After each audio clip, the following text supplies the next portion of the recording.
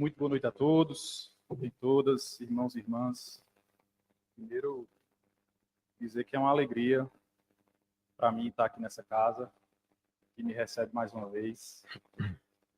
Nesse ano que se comemoram 10 anos da fundação do NEP,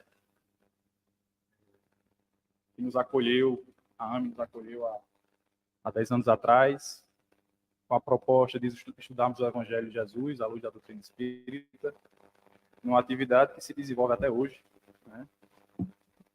Sob o nome de NEP Amélia Rodrigues, em homenagem à escritora baiana. E um texto dela mesma nos inspirou a trazer essas reflexões em torno dessa figura ou dessas figuras que vamos apresentar, que é a figura de Pedro, mas também a figura de Paulo, como a representar verdadeiros discípulos de Jesus, mas, logicamente, não se limitando a eles. E é para mim motivo de alegria estar trazendo essas reflexões na noite de hoje, porque são espíritos que nos inspiram até hoje e nos trazem, através do seu testemunho, um convite, né, inexorável para que sejamos também seguidores do Cristo, nas esferas em que nos cabem, nos compromissos que assumimos, né? Então, diante desse céu colorido que a decoração infantil nos permite, vamos tentar pintar o Evangelho à nossa maneira, na representação dessas duas figuras, sem, no entanto, querer limitar essas duas figuras à nossa fala, ou termos a pretensão, né, de estabelecer determinações em termos das suas vivências e dos seus testemunhos que foram, né, imprescindíveis para as suas evoluções, que hoje para nós se apresentam como volumes, né, em que podemos ler, ou como histórias que podemos beber, testemunhos que podemos sorver nas nossas meditações, nos nossos compromissos, nas nossas necessidades, naquilo em que a gente precisa para alcançar a libertação, né? E a doutrina espírita vem com essa proposta de trazer esse resgate, de resgatar esse evangelho primitivo, esse cristianismo primitivo, que foi vilipendiado por muitos séculos, mas que hoje é trazido à tona como a relembrar a pauta principal do Cristo, nos apresentar o reino dos céus, descortinar os céus, descortinar a espiritualidade superior ou os nossos futuros, né? Os nossos objetivos, aquilo que nós buscamos alcançar. Então, esses dois personagens têm ligação com muitos outros, como a gente vai ver, mas a gente quis trazer uma linha, mas é, na verdade, um círculo que converge para Jesus, para o Cristo, né? E a gente vai ver ligado intimamente à figura de Pedro, a figura de Estevão, como nos apresenta a obra Paulo Estevão de Emmanuel. E ligado a Estevão, a sua irmã, muito ligado ao seu coração, emanando os mesmos pensamentos, os mesmos sentimentos da tradição familiar, né, que educou essas duas criaturas, e a ligação dessas duas criaturas de forma íntima com a figura de Paulo. Então, a gente vai perceber que não há Paulo sem a intercessão e sem a assistência amorosa de Estevão e de Abigail. E não vai haver Estevão sem o suporte amoroso de Pedro quando ele aporta a casa do caminho, a igreja do caminho. E não vai haver Pedro sem a convocação suprema do Cristo. E a gente vai ver a transformação desses personagens, principalmente de Pedro e de Paulo, que eram criaturas simples e ignorantes, assim como todos nós, mas que se encontraram com Cristo e nos testemunhos que eles experimentaram, eles puderam, de fato, imitá-lo, ou imitar o inimitável. Puderam conviver intimamente com Cristo nos seus corações. Embora Paulo não tivesse conhecido na carne, Paulo se encontrou com ele em espírito, em uma visão, como nós vamos vislumbrar, às portas da cidade de Damasco, no momento inflexível de sua vida. Ele se encontrava rigorosamente objetivando perseguir os cristãos, mas o Cristo vem ao seu encontro. E a sua transformação se inicia a partir dali. Mas vamos começar pela figura de Pedro, que é uma figura um tanto enigmática, mas muito próxima de nós. Porque a gente vai ver, nas leituras que fazemos de Amélia Rodrigues, ela nos informa que Pedro não era uma figura afeiçoada ao verbo. Era um homem simples, pescador. Diria que convivia com as pessoas simples. Não entendia, né, as discussões da casuística, as discussões da lei. Não se afeiçoava muito às atividades da sinagoga. Ele preferia estar entre os simples, na figura de um pescador, de um homem, de certa forma, bruto, embrutecido, que se fosse no Nordeste ele seria um sertanejo, com certeza estaria usando seu chapeuzinho de couro. Era um homem simples, mas que tinha na sua simplicidade uma sinceridade. E tinha na sua firmeza a figura, como o próprio Jesus vai convidar a sê-lo, a figura de uma rocha, de uma pedra. E nesse contexto de Pedro, da sua figura, Jesus vai encontrá-lo pescando, junto com seu irmão André, juntamente com os outros que vão se tornar também apóstolos, Tiago e João, os filhos de Zebedeu. Jesus convida eles e diz: vinde a mim e vos farei pescadores de homens. E essa expressão vinde a mim é muito significativa, porque para nós é um simples convite, mas para aquelas pessoas era: sede os meus discípulos, porque é uma expressão idiomática. Sede os meus discípulos, vinde a mim. Aí a gente lembra do Cristo Consolador, né? Vinde a mim todos vós, que estáis aflitos e sobrecarregados. É um convite a ser discípulo e seguidor do Cristo. Esse convite, como nós vamos perceber, ele não vai se limitar à figura de Pedro e Paulo e de todos aqueles que conviveram na intimidade com Cristo naquela época. Porque é um convite que vai se estender além do tempo, que vai representar a nossa redenção enquanto humanidade. Mas, como vamos ver, também representa a nossa transformação individual a partir do ponto em que escolhermos segui-lo.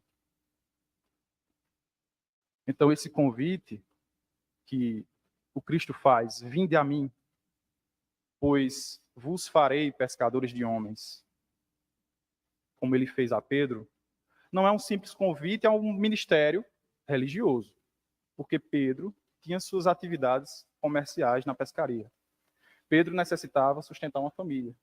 É uma figura similar a todos nós, que necessitamos do trabalho do mundo para viver e sobreviver, que precisamos cuidar dos nossos tutelados, que precisamos dar conta dos serviços, como Emmanuel mesmo vai dizer, dos sagrados serviços familiares, dos sagrados serviços domésticos.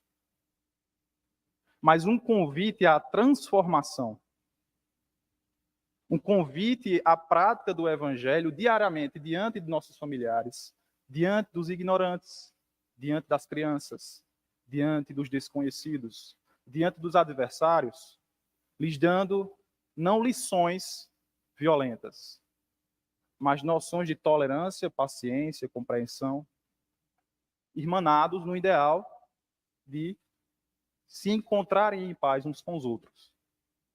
Esse é o convite que o Cristo vem trazer a todos nós e que trouxe na figura de Pedro. Como diz Emmanuel, o discípulo do Evangelho encontra no mundo o santuário de sua fé e na humanidade a sua própria família. Eu vou repetir. O discípulo do Evangelho encontra no santuário do mundo, ele não necessita de igrejas de pedra e de tijolos, mas encontra no santuário do mundo, no mundo, o santuário de sua fé, e na humanidade a sua própria família. Ser-se pescadores de homens, na verdade, né? Ser pescadores de homens, sermos pescadores de homens, é encontrar no outro as amizades sublimes, que a paciência, a tolerância, a compreensão constrói. Mais à frente, nós vamos começar a perceber a transformação de Pedro a partir desse convite. Jesus chega para os discípulos de forma muito interessante, com uma interpelação bastante, vamos dizer assim, para nós, estranha. Porque ele pergunta dessa forma: quem dizem os homens ser o Filho do Homem? Aí os discípulos, sempre muito irreverentes, dizem: tem uns que dizem que você é João Batista, outros dizem que você é Elias, tem gente que diz que você é Jeremias, ou algum desses profetas antigos. E aí ele faz uma pergunta, né, que quando a gente vai ler e vai estruturar nosso pensamento, nosso raciocínio com base na compreensão de outros espíritos mais elevados que nos trazem essa luneta, essa lupa em torno dessas palavras, nós vamos perceber a importância dessa pergunta. E ele diz assim: e vocês? O que vocês dizem de mim? Quem dizeis que eu sou? Pedro, que era muito afeiçoado ao seu mestre e que gostava sempre de tomar a frente por sua figura enérgica, mas também, como a gente vai ver adiante no texto, inspirado pela espiritualidade maior, ou feito médium do próprio Altíssimo, diz assim: tu és o Cristo, Filho do Deus que vive. E pelo menos no Evangelho de Mateus, nós vamos encontrar uma das primeiras revelações de que o Cristo era o próprio Jesus de Nazaré, e de que o Jesus de Nazaré era o próprio Messias. Tamanha é a significação dessa resposta, que Jesus diz assim: bem-aventurado és tu, Simão, filho de Jonas, porque não foi a carne nem o sangue que te revelaram, mas meu Pai que está nos céus.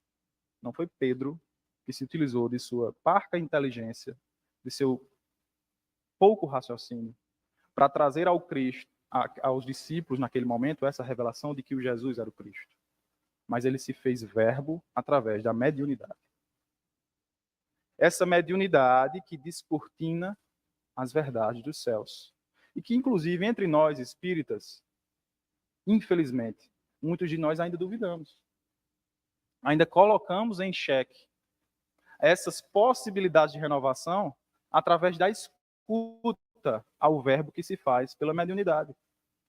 Porque desprezamos, muitas vezes, os meios, desprezamos os canais, por não termos ainda a nossa caridade desenvolvida. E muitas vezes achincalhamos médiuns, duvidamos de suas índoles, seja aqueles que têm a sua fama, seja aqueles que estão na mesa, nas reuniões. Precisamos entender que, uma vez que estamos irmanados na fé cristã espírita, precisamos ter a caridade para todos aqueles que nos chegam e dar-lhes o benefício da dúvida, mas, ao mesmo tempo, atribuir às suas mensagens, às suas linguagens, um carinho e a misericórdia de Deus. Então Pedro diz: tu és o Cristo, Filho de Deus vivo. É a mensagem que Pedro traz. Inspirado. Mas o que nos chama a atenção é a pergunta do Cristo: quem dizeis que eu sou? A interpelação parte dele. E nós, pela inspiração de Pedro, precisamos fazer o esforço de empreender em conhecê-lo. A resposta sempre vai partir dele. Porque a humanidade sempre vai se perguntar: quem foi Jesus? Livros e mais livros vão ser escritos, acadêmicos e mais acadêmicos, cientistas e mais cientistas vão querer descrever sua figura. Mas até hoje, na história da humanidade, poucos, como vimos, como temos visto, poucas dessas criaturas quiseram viver o Cristo. E o Espiritismo nos dá uma oportunidade sublime de vivermos o Cristo. Porque, como vamos ver, nas nossas missões individuais não é necessário muito, porque pensamos as nossas vaidades, nos nossos egoísmos, nos nossos orgulhos, que nossas missões precisam ser grandiosas e atingir toda a humanidade. Quando nossas missões muitas vezes se limitam na esfera individual e na nossa família. E são missões divinas, como Emmanuel disse, repetindo, temos sagrados compromissos familiares a serem realizados, imitando o Cristo, realizando essas tarefas, imitando a Jesus. Mais adiante, após essa fala inspirada de Pedro, ele vai cometer um pequeno deslize. Um deslize que muitos de nós cometemos no dia a dia, que é ainda nos apegar ao medo, aos anseios, à materialidade, aos privilégios, às facilidades da vida humana. Porque Jesus vai começar a anunciar o Calvário, dizer de todo o sofrimento que iria passar em Jerusalém, que era necessário para o cumprimento de sua missão.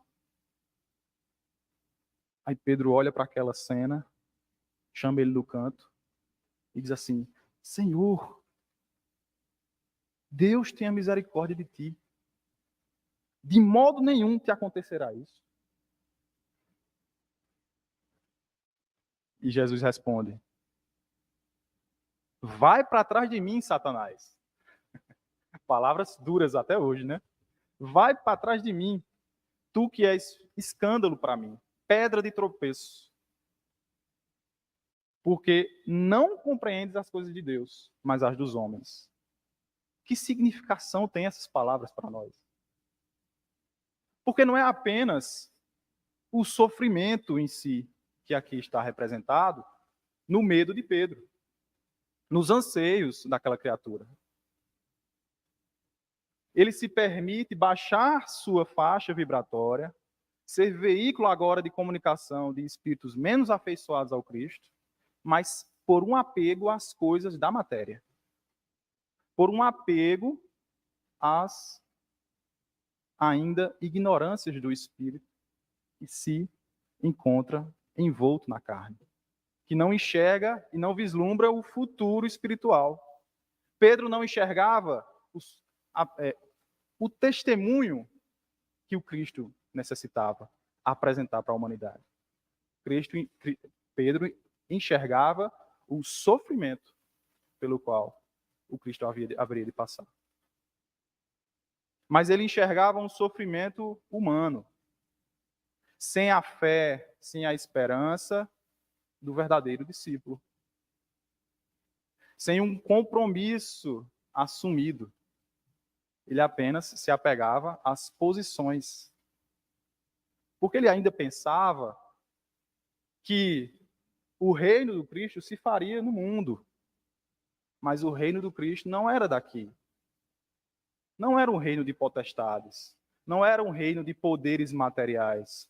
Era o reino do Espírito. Era o reino dos céus que ele descortinou e que o Espiritismo continua a insistir a nos descortinar. Mas Pedro, naquele momento, desliza. Embora as palavras aparentemente duras do Cristo, ele não deixou de amar Pedro por isso. Ele apenas exortou Pedro a retificar seu caminho.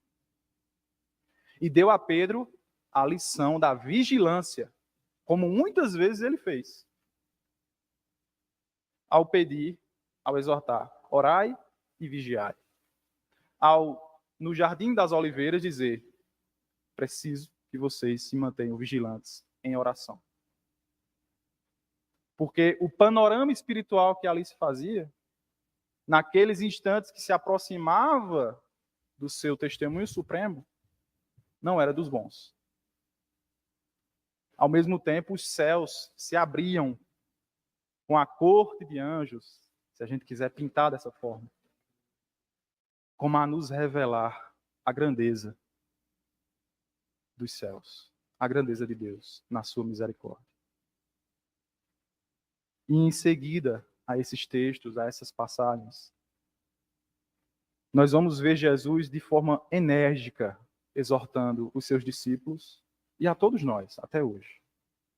Se alguém quiser vir após mim, negue a si mesmo, tome a sua cruz e siga-me. Era o que ele estava dizendo a Pedro: tu és, para mim, pedra de tropeço.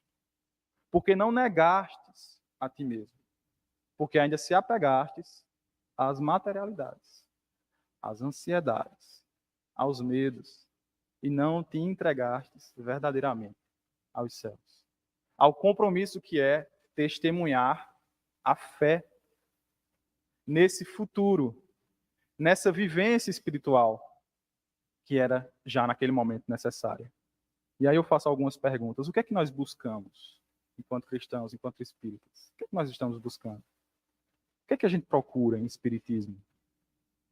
Sinceramente, o que nós estamos em busca? De oráculos?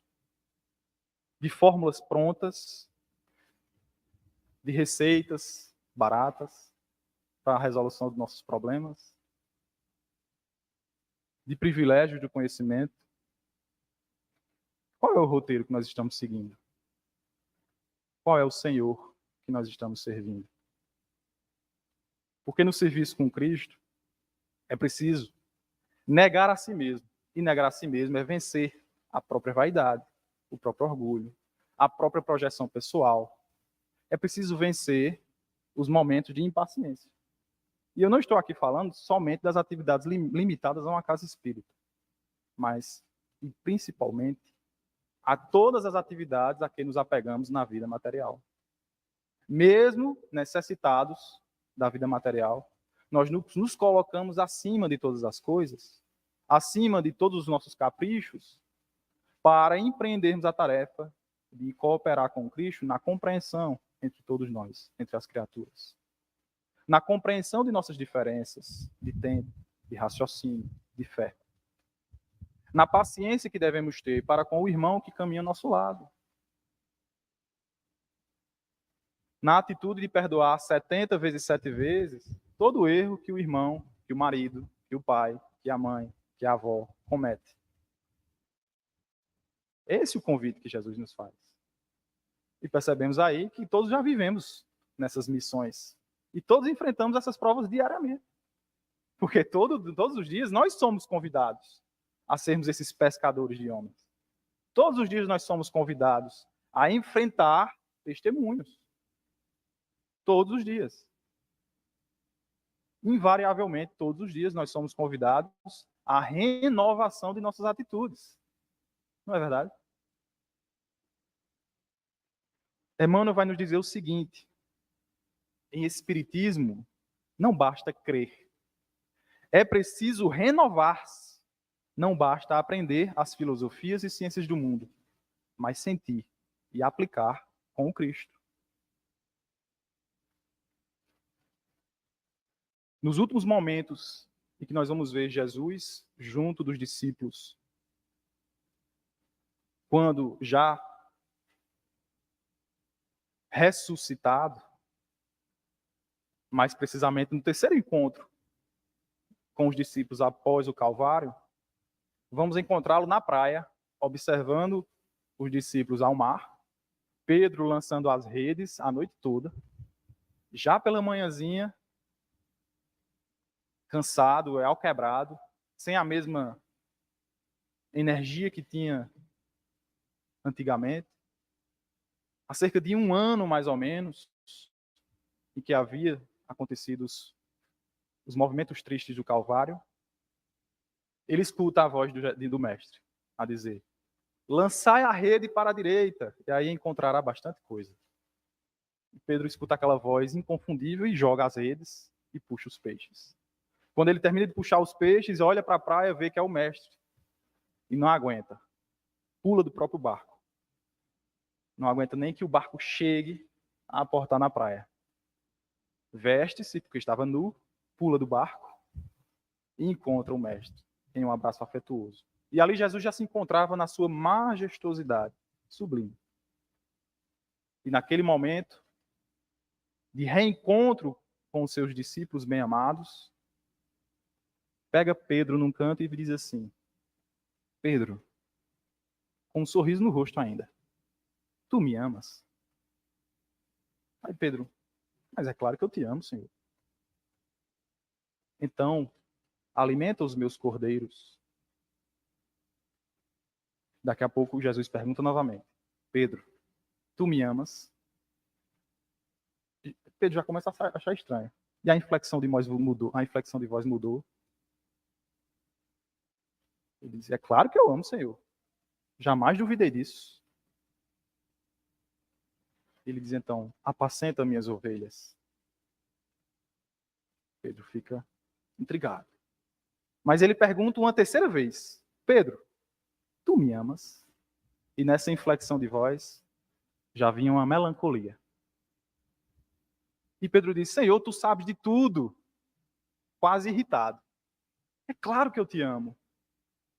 E viverei o teu evangelho por todos os dias da minha vida. E o Cristo diz, então, alimenta as minhas ovelhas. Era necessário, então, Pedro compreender a significação daquelas 3 perguntas nas próprias cogitações e nos próprios raciocínios com as próprias experiências. Porque Pedro negou a Jesus 3 vezes. E naquele momento, Jesus ressuscitado pergunta a ele por 3 vezes se ele amava o Cristo. Porque amar o Cristo verdadeiramente é compreender que os testemunhos serão necessários. Porque ele diz, Pedro, antigamente tu te cingias a ti próprio, mas chegará um momento em que outros cingirão tuas mãos. E Pedro compreendeu o testemunho que ia sofrer, enfrentando as mesmas provas que o Cristo enfrentou. Seria achincalhado, amordaçado, preso, vilipendiado, sofreria testemunhos atrozes e morreria tal como Cristo. Só não morreu porque ele mesmo pediu para botar a cruz de cabeça para baixo. Mas foi crucificado como Cristo. E naquele momento Pedro entendeu a significação daquelas 3 perguntas, repetitivas. Porque era necessário imprimir em si mesmo uma rocha. Imprimir em si mesmo o vigor, a energia necessária para enfrentar as provas e, ao mesmo tempo, ser o guia que direcionaria todos os seus correligionários, todos os outros discípulos. Seria a pedra angular da fundação da Igreja de Jesus na Terra. Seria a pedra angular que sustentaria todas as outras, que manteria todas as outras unidas.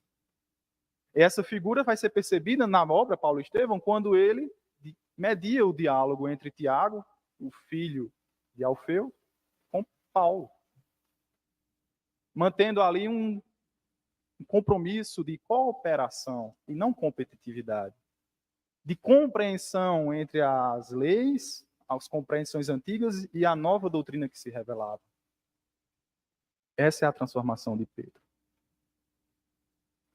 E ele vai perceber-se tão transformado que em sua carta ele vai descrever assim: como filhos obedientes, não consintais em modelar a vossa vida de acordo com as paixões de outrora, do tempo de vossa ignorância. É como se ele estivesse dizendo a ele mesmo. Do tempo que ele não compreendia o Cristo, mas agora renovado, sentia a necessidade de passar sua experiência para os irmãos em luta. E foram grandes os seus testemunhos. Mas também os consolos que ele recebeu durante sua vida foram muitos. E um deles foi a figura de Gesiel, de Estevão. Quando chegou na casa do caminho, doente, inconsciente, passara dias e dias com febre alta, nos seus delírios, colocava-se a discorrer sobre a lei e a trazer ensinamentos do profeta Isaías. E aquilo trouxe para Pedro uma curiosidade muito sincera. Quem era aquele jovem que, com tanta eloquência, nos delírios, falava tão verdadeiramente sobre a sua fé, tão verdadeiramente sobre os escritos sagrados, tão verdadeiramente sobre a sua expectativa do Messias que haveria de chegar? Após semanas de recuperação, e já convalescente, Gesiel, ainda não era Estevão, afeiçoou-se a Pedro como um pai. E Pedro, interessado em conhecer mais profundamente aquela personalidade, convidam ele a uma conversa particular. E estão eles ali nos arredores da casa do caminho, à sombra das tamareiras generosas.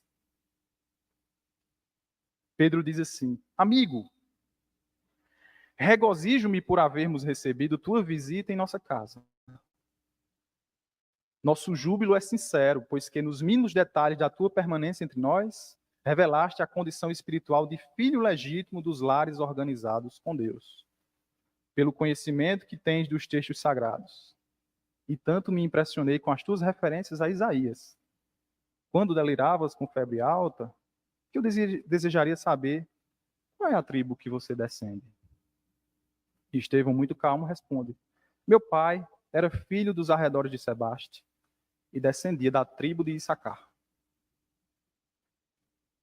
E ele pergunta então: e era tão altamente dedicado ao estudo de Isaías? Ao que Gesiel responde: estudava sinceramente todo o Testamento, sem preferências, talvez de ordem particular. A mim, porém, Isaías sempre me impressionou profundamente pela beleza das promessas divinas de que foi portador, anunciando-me o Messias, sobre cuja vinda tenho meditado desde a infância. E aí vem um momento sublime na vida de Gesiel. E para Pedro também. Quando Pedro diz assim: mas não sabes que o Messias já veio? Pedro, na sua missão, era portador da mensagem. E acabava de revelar para um coração que havia passado por testemunhos atrozes, de ter sido açoitado no tronco, junto do seu pai, ter visto o pai morto, a irmã feita escrava, na sua imaginação, ter sido feito escravo, ter sido levado às galeras, ao trabalho ardoroso com os remos. Não sabes que o Messias já veio? Isso para aquilo para Gesiel foi de um acalento, foi um bálsamo, foi a última Coca-Cola no deserto. E aí, assustado com aquela notícia, Pedro passa então a pintar a Gesiel, no seu verbo amoroso, os quadros de sua memória. Lembrou das curas, de tantos aflitos e sofredores que aportavam a Jesus. Lembrou dos momentos sublimes em que compartilhavam da mesa, das conversas, do evangelho no lar, em sua casa. E Gesiel bebia aquelas palavras com profundo enternecimento. E na sua ansiedade perguntou: cadê o Messias? Porque eu preciso conhecê-lo. E o semblante de Pedro se fez mais sério. E disse: entretanto, ele já foi. E começou a relatar todo o Calvário pelo qual Jesus passara. E Gesiel chorava, mas não era um choro de sofrimento. Era um choro de gratidão, porque reconhecia no testemunho, reconhecia naquilo que Jesus passara uma missão sublime para a renovação da fé das criaturas. Então Pedro relembra que tem guardado os textos sagrados, as anotações de Levi, e diz: vou buscá-los, e entrega a Gesiel. E Gesiel não lê, devora. Devora de forma ansiosa, de forma rápida, e quer estudar aquilo tudo, quer conhecer aquele Messias, aquele Cristo que ele não pôde se encontrar. E nas palavras dele diz assim: eu encontrei o tesouro da vida. Portanto, precisava examiná-lo com mais vagar, saturar-se de sua luz, pois ali pressentia as chaves dos enigmas humanos. Era o prenúncio de sua missão. Gesiel via no Evangelho o prenúncio da missão de todos nós, o significado dos nossos estágios sobre a terra. O significado da nossa vida na carne. O significado sublime de estarmos ainda submetidos às provas na divina proposta pedagógica de renovação de nossas almas. E no embevecimento de Gesiel com o Evangelho, nós vamos verificar a sua expansão espiritual, a sua elevação no cuidado com as criaturas da casa do caminho, ao ponto de seu verbo chamar a atenção do sinédrio, chamar a atenção dos fariseus, chamar a atenção de Sadoc, chamar a atenção de Saulo. Saulo, que foi um doutor da lei, que gozava de muitos privilégios, que tinha a expectativa de, pela fama que já possuía, assumir um lugar como rabino, substituindo o seu antigo mestre, Gamaliel. E vaidoso que era, porque acostumado com os louros da vida pública e farta, com o luxo das sinagogas de Jerusalém e do Sinédrio, assistiu a Gesiel, escutou suas palavras e, a partir daquele momento, tornou Gesiel um inimigo particular e passou a persegui-lo. Não só Gesiel, mas muitos outros cristãos. Inclusive, as mais variadas criaturas, não importasse sua condição social, não importasse se era mulher, se era idoso, se era criança. Qualquer um que se suspeitasse que fosse seguidor do Cristo era duramente perseguido sob a ordem de Saulo.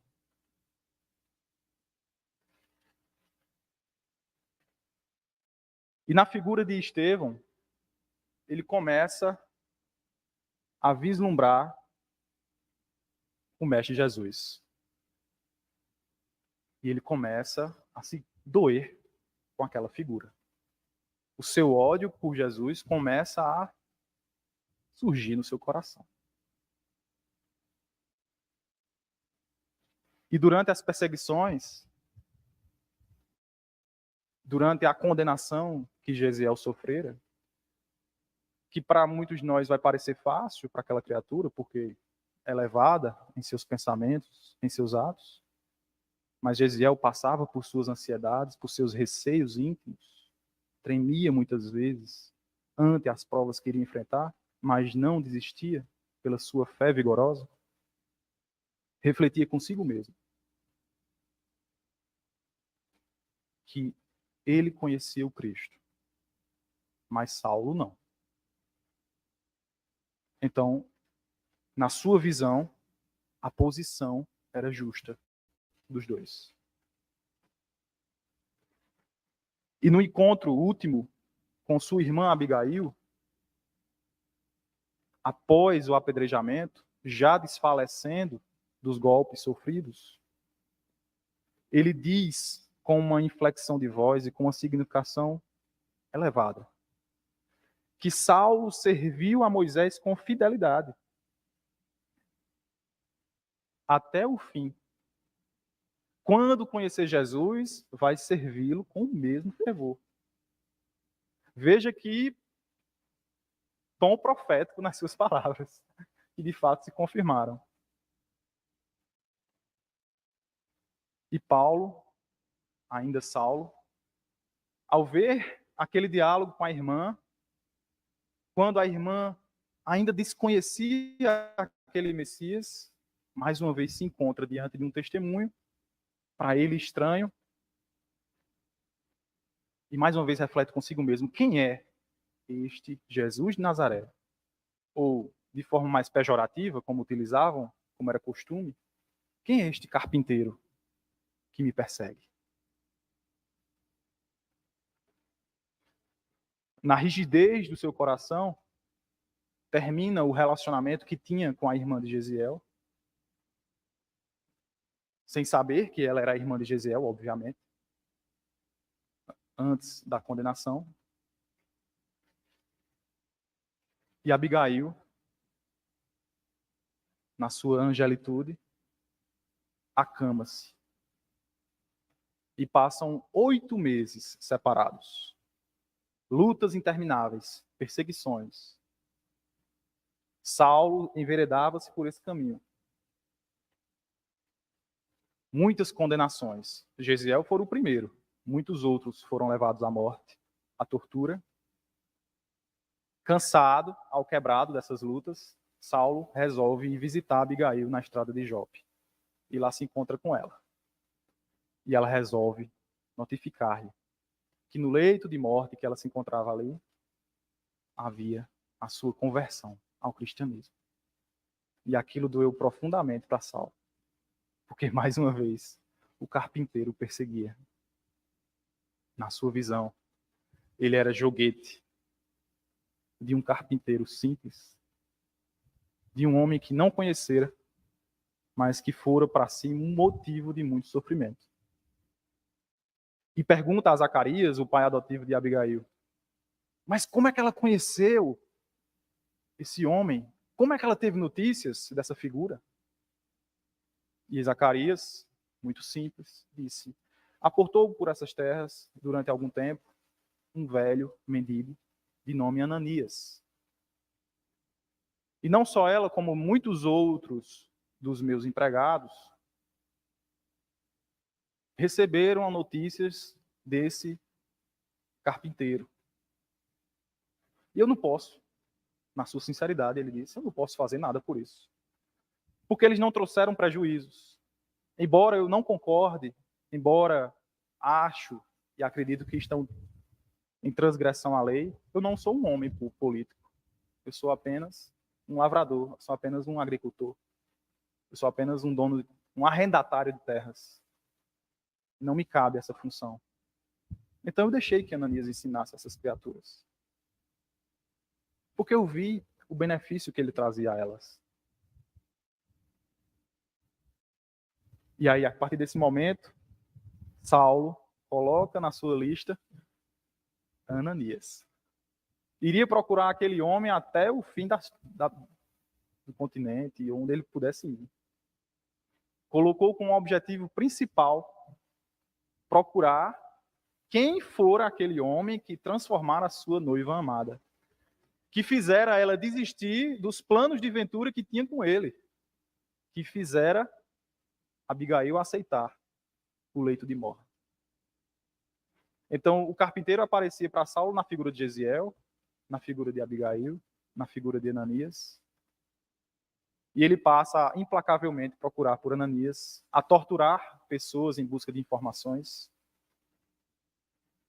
E fica sabendo que Ananias está em Damasco. E põe-se a marchar para Damasco, junto de seus servos. Mas no caminho, encontra-se preso a cogitações, a pensamentos, seu coração gelado como uma rocha, mesmo diante de um sol causticante, não se alimentava, bebia pouca água, não se comunicava com ninguém. E já às portas da cidade, avistando de longe a cidade, o sol a pino, de repente lhe aparece uma luz forte. E quase a perder os sentidos, cai do animal. No chão quente, árido, e uma terra quente. Quem já foi no sertão, nessa época já pode enxergar. E sem entender o que era aquilo, vê naquela luz uma figura. E diz, pelo amor de Deus, quem é você? Seria essa a energia que ele imprimiu na voz.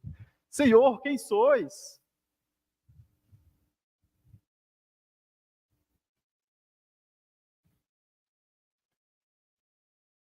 E aí, aquela voz diz assim, Saulo, Saulo, por que me persegues? E ele instintivamente ajoelhado, sem se dar conta de sua própria posição, diante dos seus servos, repete a pergunta: Senhor, mas quem sois? E a resposta é direta: eu sou Jesus. E aí o pranto, o choro, todo aquele sentimento, toda aquela ansiedade, todas as lutas que enfrentara nas suas perseguições, como que foram aterradas. Naquele momento, as suas cogitações ultrapassaram o limite do suportável. A palpitação do coração, então, se fosse medir o pulso dele, estourava a maquininha. E o pranto, incontido. E aí Jesus diz uma frase que, para todos nós, é significativa: não recalcitres contra os aguilhões. Foram muitos convites. Jesus convidara Saulo na figura de Gesiel. Convidara Saulo na figura de Abigail. Convidara Saulo na lembrança de Ananias. E Saulo entendeu, porque vinha refletindo sobre isso no caminho todo. E ele diz apenas, como a representar o horizonte de sua humildade por construir: Senhor, o que queres que eu faça? Porque de nada ele tinha para apresentar para Jesus. Ele apenas pergunta, com sinceridade que lhe era particular, que lhe era peculiar, a mesma sinceridade com a qual ele defendia Moisés: Senhor, o que queres que eu faça? Jesus diz apenas: levanta-te, Saulo, entra na cidade, e lá te será dito o que te convém fazer. O resto é história.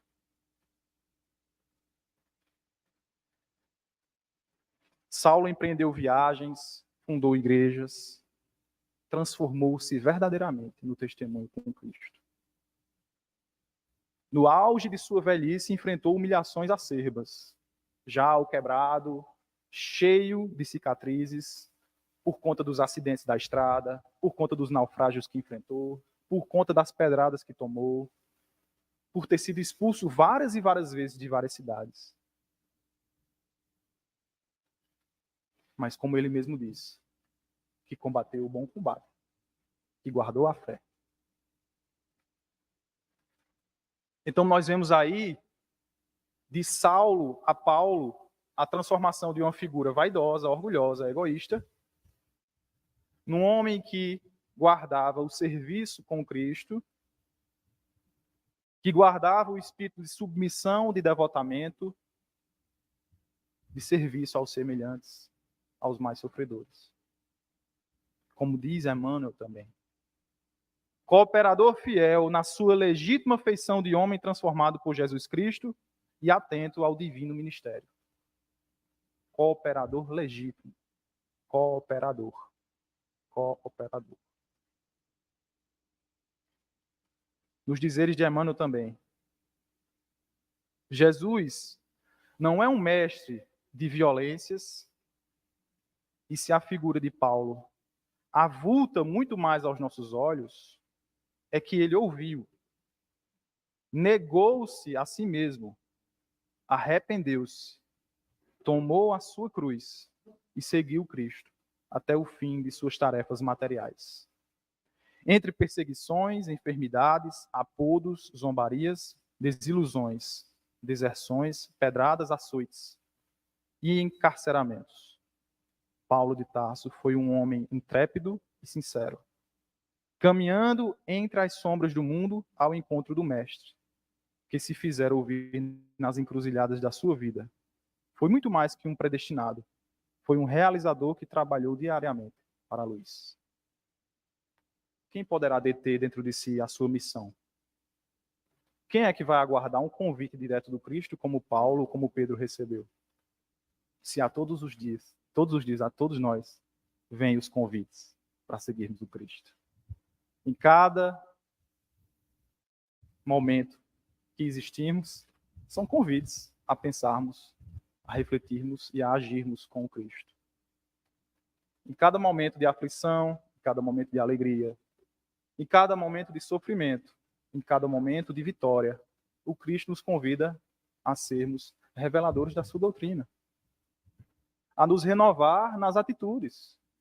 É preciso, portanto, nos perdoar o passado, perdoar por aqueles que convivem conosco, por serem como são, por serem quem são.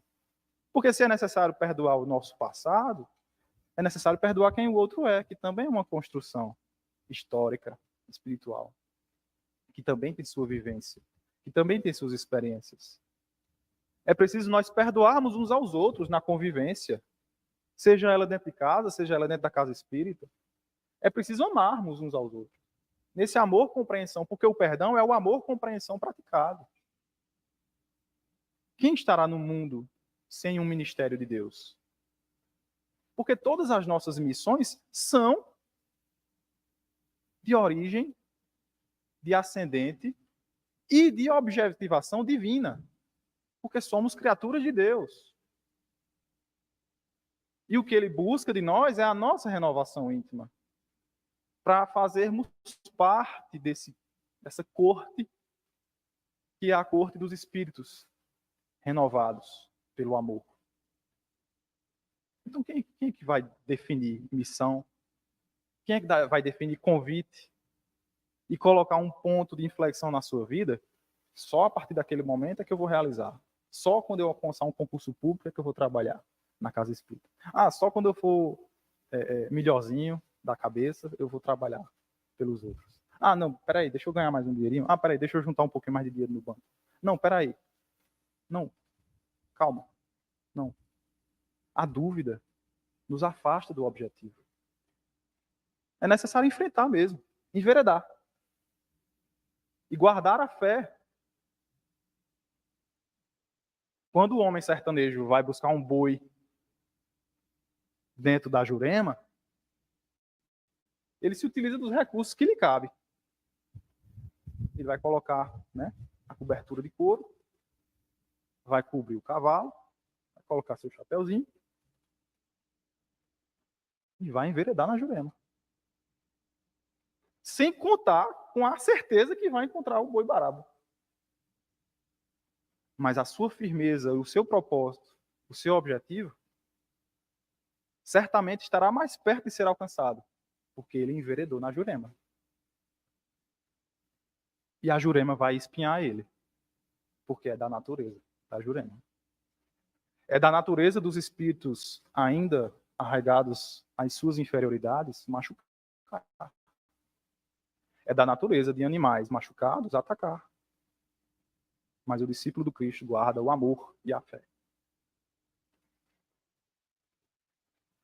Para concluir, que eu acho que eu já me estendi, nós vamos encontrar em Mateus 11, 28 a 30,